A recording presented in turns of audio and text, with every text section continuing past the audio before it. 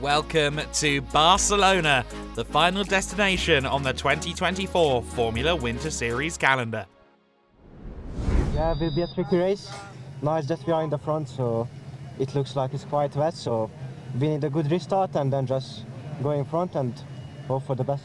It's my first time here in the track, and also in the weather is a bit hard, so I'll just give my best. I'm still in the fight for the championship, so yeah, let's see what happens.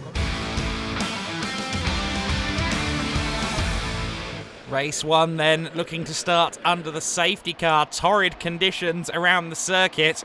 In fact, conditions so poor that after just one lap behind the safety car, the red flag is thrown and the race is cancelled. Therefore, no result after Saturday. Just 2 races then for Griffin Peebles and Andres Cardenas to fight it out for the championship. It's Peebles that leads the title by 5 points.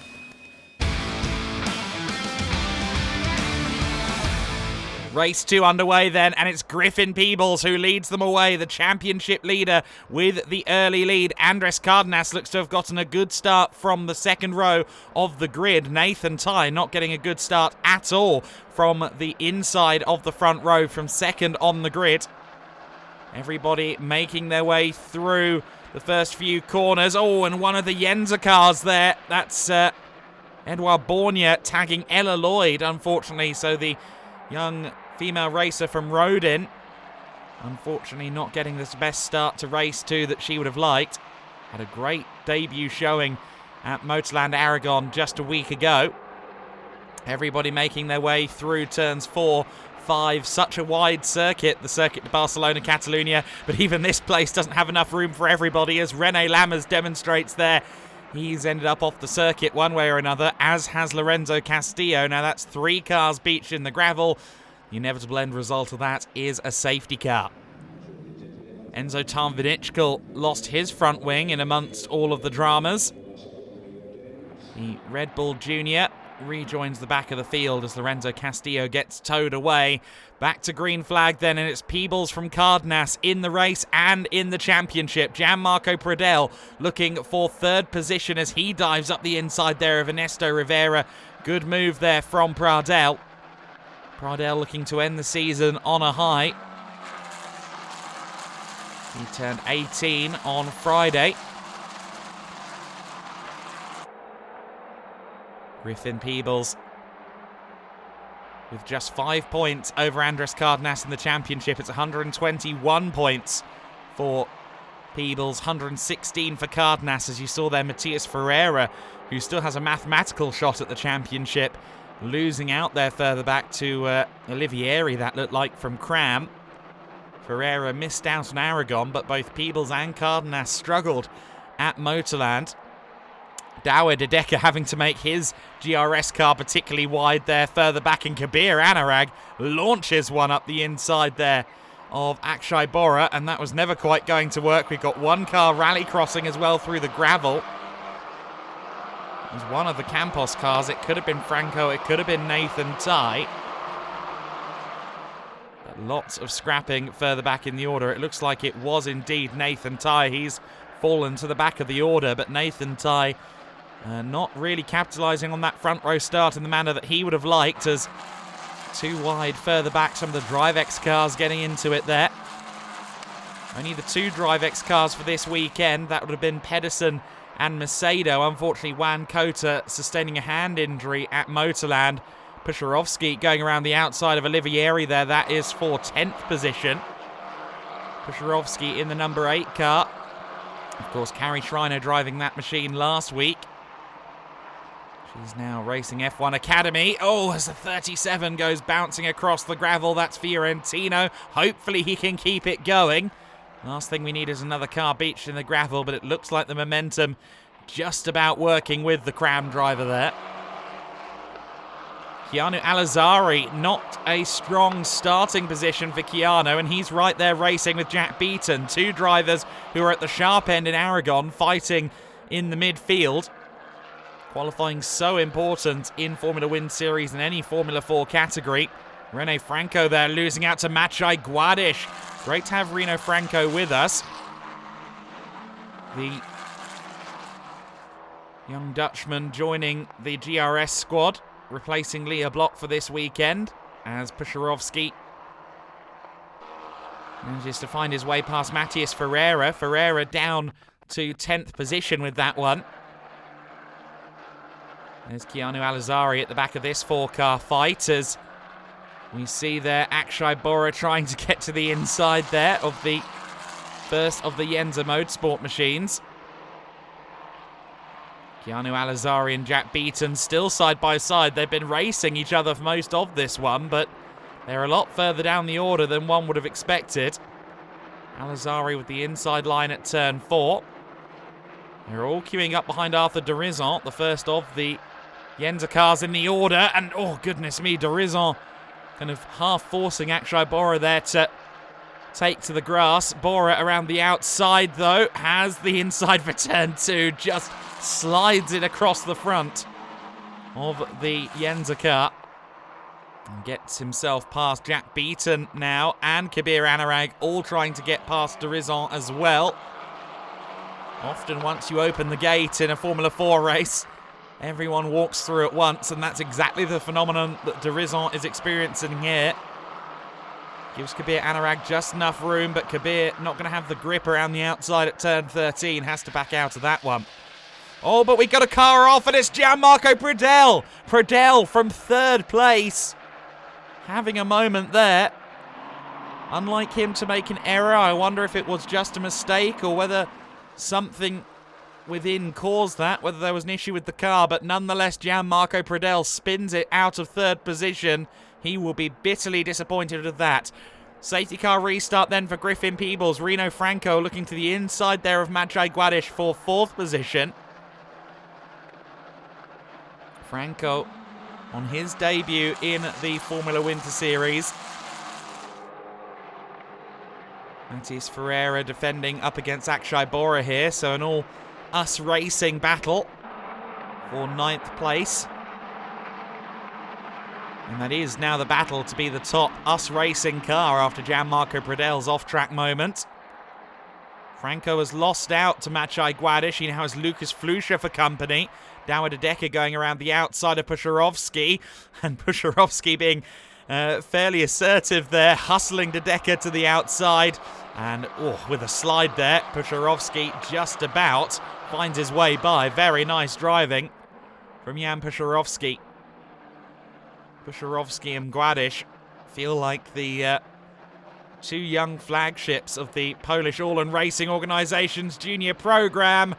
Unfortunately, Matthias Ferreira not having a flagship weekend by the looks of it. Lost his opportunity to score points in race 1 and is now facing backwards in the gravel in race 2.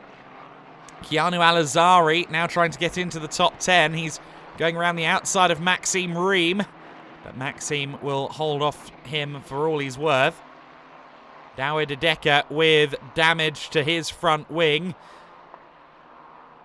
And the safety car will lead them once again. Safety car releases the field and the checkered flag waves. Griffin Peebles secures another 7 points to his championship advantage, bringing his tally to 15 points over Andres Cardenas in the title race. With the pole position and fastest lap points as well. Cardenas, Rivera, Guadish and Reno Franco, your top 5 in that race. Lucas Flusha rounding out the top half dozen. Great result then for Griffin Peebles. He's one significant step closer to the championship. Griffin, you did what you needed to do in that race, really. Kept it under control and took home the win. Yeah, I think I got the most perfect start. I had a small gap and I didn't need to defend. And I just focused on doing smooth lines and preserving the tires a bit because this track has very high degradation. And we had 2 safety cars. First one was really long and we had one just before the end. And luckily it finished under safety car, so I didn't have to do anything else. But I'm really happy with the results. Good points for the championship, but it's still going to go down to the last race. It definitely will go down to the last race. Going to be an exciting conclusion to the season. Ernesto Rivera, their top rookie, and Griffin Peebles winning the race. Andres Cardenas will have to work hard now. Race 3 begins then. I think we've got a car stopped on the grid as this race begins. It's Griffin Peebles there on the inside line. Nathan Tye in the middle.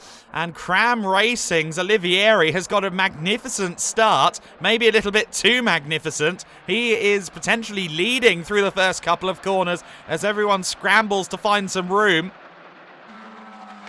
A lot of drivers there having to go through the runoff area and rejoining after the bollard at turn 3. Now it is Peebles that leads the way. Olivieri now side by side there with Tye and Cardenas. And I'm understanding that that start was suspiciously good, a little bit too good for Olivieri. He's being investigated for a jump start, and usually once there's an investigation, well, it only goes one way. 2, 3 wide as they work through the first couple of corners. There you see Gianmarco Pradell trying to get himself up the inside of Kabir Anurag. Pradell looking to try and get on the podium to make an amends for his issues in race 2 and to end the season on a high going into his Italian campaign in the summer. To the inside there goes Nathan Tye on Olivieri. Olivieri in third place. In fact, sorry, that's Cardenas going for third place there. So Nathan Tye's in second. Andres Cardenas there in fourth place. Not where he needs to be. He really needs to win this race, and he needs Griffin Peebles to have issues. Oh, we have issues further back. That was, I think, Maxime Ream being tagged there, was it, by the Technicar machine. Or rather, the Monlau machine, I should say. I believe that was Monlau's Lenny Reed there, tagging Maxime Ream. Oh, and we've got another one off the circuit. Edouard Borgna is off the track. Now, is he off the track on his own? Doesn't make much difference. The safety car's going to have to come out and pull that one back to safety. Now, there was a drive-through penalty assigned to Flavio Olivieri. Olivieri comes through the pit lane here. Now, if he thinks this is a masterstroke, I'm afraid he's sorely mistaken, because red lights at the end of the pit lane means he's going to be released right at the back of the field. Back to green flag conditions then, and Griffin Peebles leads the way.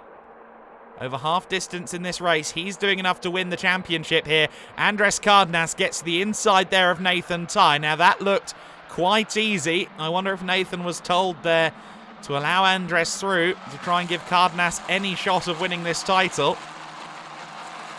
Again, needs to comfortably outscore Griffin Peebles, and with the pace Peebles has this weekend in Barcelona, I'm not sure that's going to happen easily. Pusharovsky there trying to go around the outside of Ferreira. Oh, and they collide. Ferreira into the concrete barrier.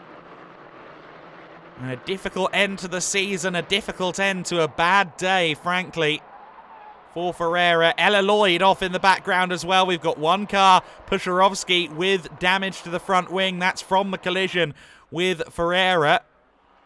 Ella Lloyd also, as we just saw in the back of shot, she scampering across the gravel trap as well. And there you see Matthias Ferreira walking away. Missed out on racing at Motorland Aragon and missed out on scoring any points here at the Circuit de Barcelona Catalunya. What could have been for him? Oh, and we have a collision there. Now, was that, I think, Jack Beaton colliding with another car as they went back to green flag conditions? That's also hindered Adam Hideg in the 24 car. I think that was Beaton, or was that one of the other US Racing cars?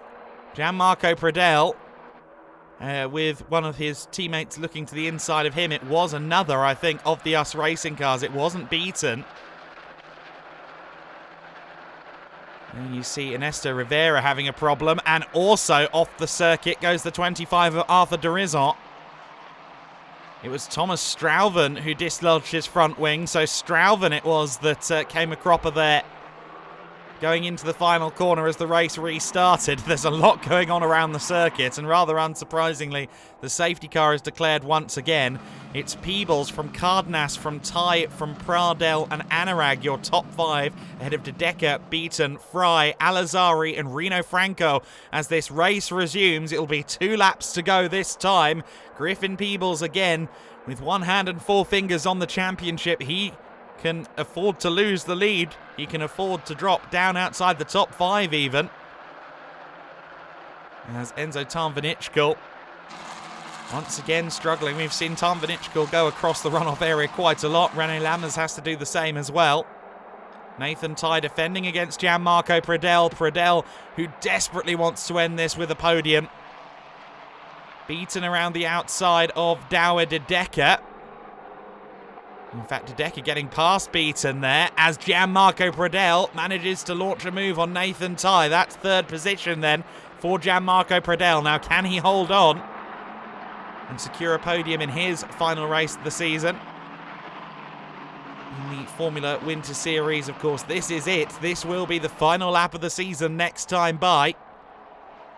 Keanu Alazari not getting the weekend that we saw from him in Motorland Aragon. He's up in 7th position at the moment, just behind Douwe de Decker.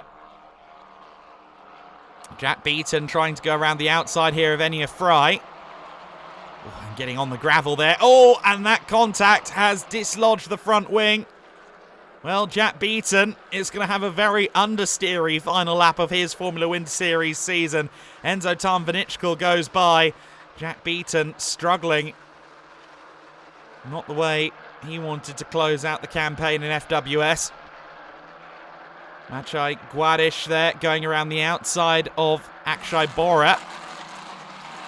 Maciej outside the points, but he'll still be 3rd in the championship. He'll still be top rookie. It's going to be Griffin Peebles, though, who will be our champion. He comes across the line to secure the 2024 Formula Winter Series title. He adds his name to the Roll of Honour in Formula Winter Series, adding to the initial champion, of course, Kasper Stuker.